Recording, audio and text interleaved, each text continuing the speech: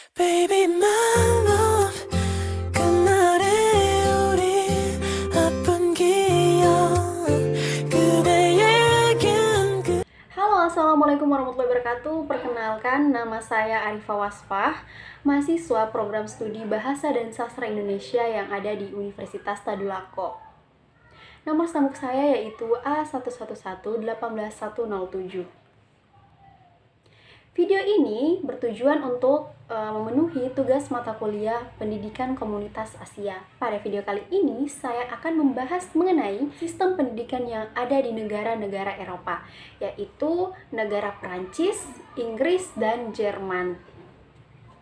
Yang pertama, kita akan membahas mengenai pendidikan di Prancis. Pendidikan di Prancis berada di bawah tanggung jawab Departemen Pendidikan Nasional.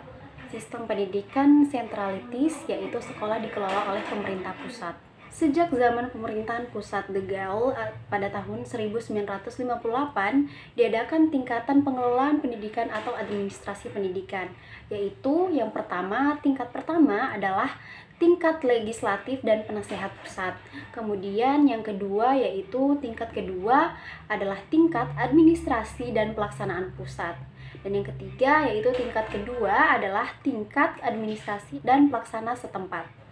Kurikulum pendidikan tingkat rendah terdiri dari bahasa Prancis, membaca, menulis, berhitung, sejarah, ilmu murni, lalu akhlak, kewarganegaraan, kemudian dasar-dasar ilmu pasti, kemudian menggambar, kemudian pekerjaan tangan, bernyanyi, dan gerak badan.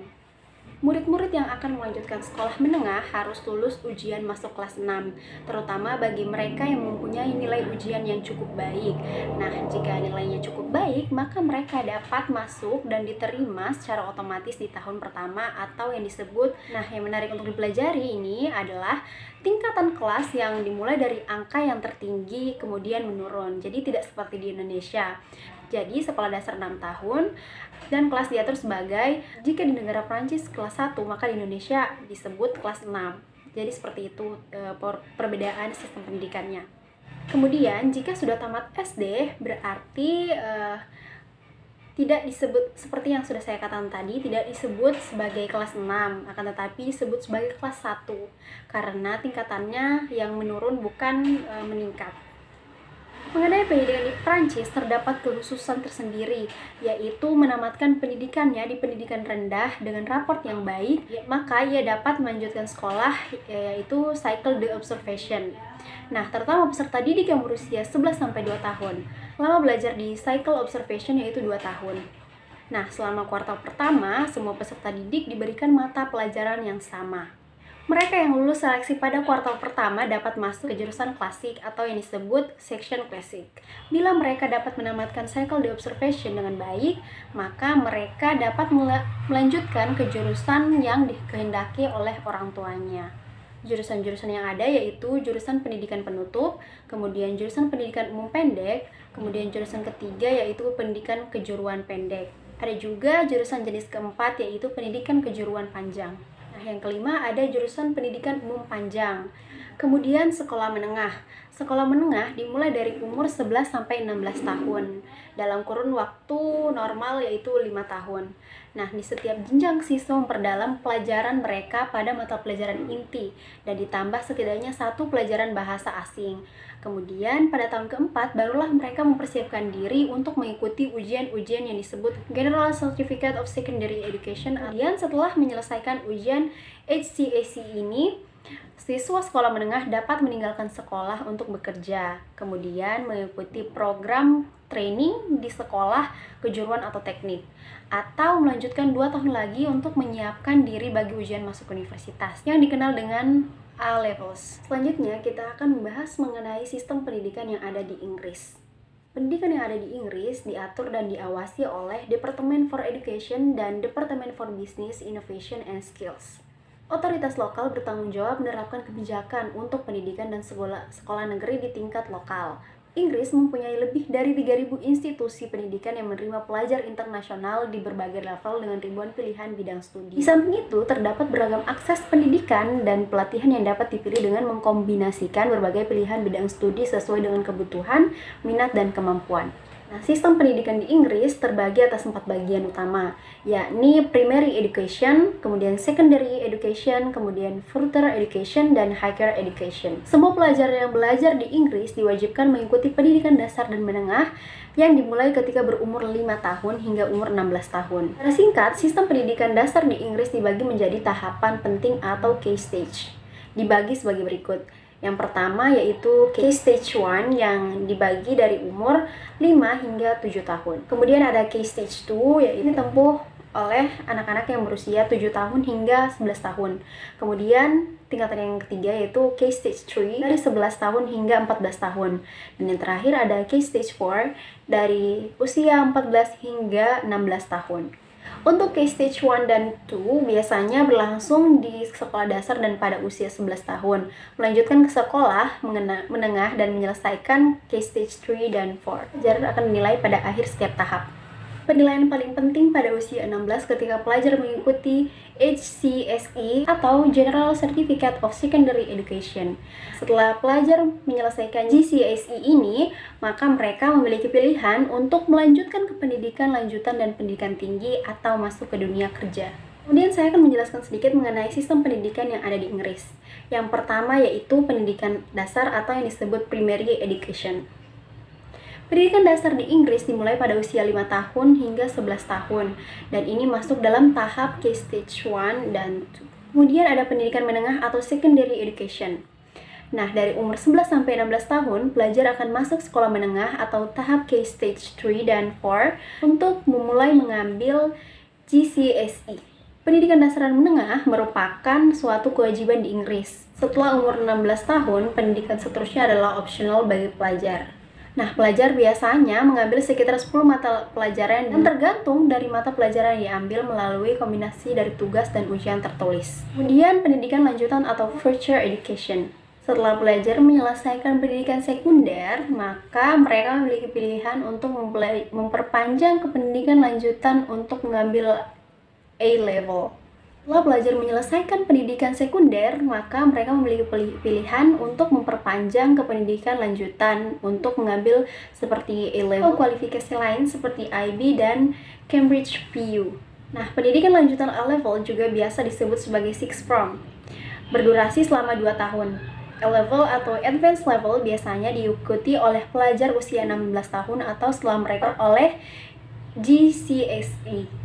Pelajar biasanya mengambil 2-5 subjek A-level yang merupakan syarat penerimaan untuk masuk ke universitas. Subjek dinilai melalui ujian tertulis, tugas, atau kedua-duanya. Dengan sertifikat GCEA levels ini, maka pelajar dapat melanjutkan belajar mereka ke universitas ataupun college yang menawarkan program kejuruan.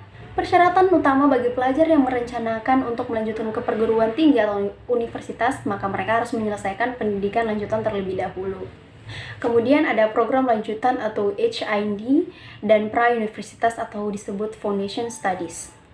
Nah, program lanjutan ini menawarkan program teknis dan keahlian. Biasanya sekitar 1 atau sampai 2 tahun tergantung dari jurusan dan sertifikat yang dipilih. Kualifikasi yang diperoleh adalah Certificate of Higher National Diploma atau Higher National Certificate.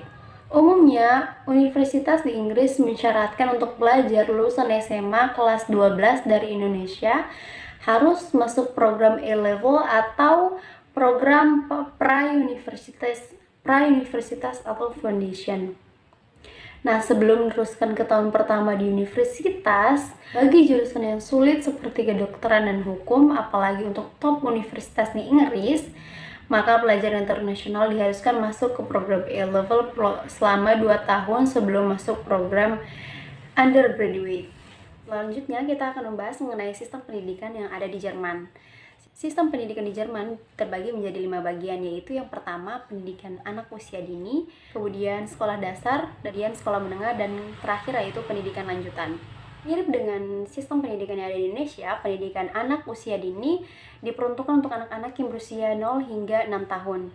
Biasanya orang tua menitipkan anaknya di institusi untuk anak-anak ketika mereka sedang bekerja. Beberapa tempat justru menawarkan jasa untuk anak-anak bermalam dan keesokan harinya bisa dijemput oleh orang tuanya. Pendidikan usia dini ini umumnya berlangsung selama 7 jam per hari. disertai dengan break dan juga makan siang. Hal-hal yang dapat oleh anak-anak tentunya seputar perkembangan anak usia dini, seperti menyanyi, bermain, membaca buku bergambar, mengunjungi tempat-tempat umum seperti playground dan sebagainya. Nah, di akhir pendidikan usia dini, pengajar atau pendidik akan berdiskusi dengan orang tua mengenai perkembangan anak mereka. Tenaga pendidik tentunya secara terus-menerus telah memperhatikan perkembangan si anak. Apabila dianggap cukup, maka anak dapat melanjutkan pendidikan ke tingkat selanjutnya. Lalu sekolah dasar. Nah, mirip juga seperti Indonesia, Jerman juga memiliki sistem pendidikan wajib yang berdurasi sekitar 9 tahun hingga gimnasium atau 10 tahun pada jenjang pendidikan lainnya. Pendidikan wajib ini dimulai dengan sekolah dasar. Pada bulan September setiap tahunnya, anak-anak bisa memulai sekolah dasar apabila sudah mencapai umur 6 tahun. Sekolah dasar ini harus diselesaikan hingga kelas 4.